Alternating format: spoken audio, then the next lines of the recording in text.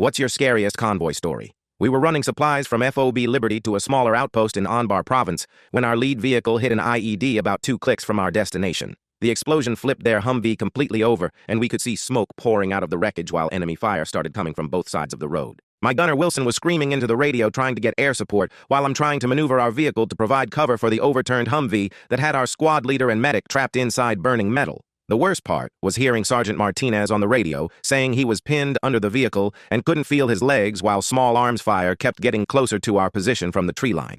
We managed to get 2 guys out of the wreck, but Martinez was stuck and the vehicle was starting to catch fire from the engine compartment, which meant we had maybe 5 minutes before the whole thing went up in flames. Private Chen volunteered to crawl under the burning vehicle to try and free Martinez, even though we all knew it was basically a suicide mission, with all that enemy fire raining down on us from multiple positions. I'm laying down covering fire while Chen is under there working frantically to lift this 2-ton vehicle off Martinez's crushed legs, using nothing but a crowbar and pure adrenaline pumping through his veins.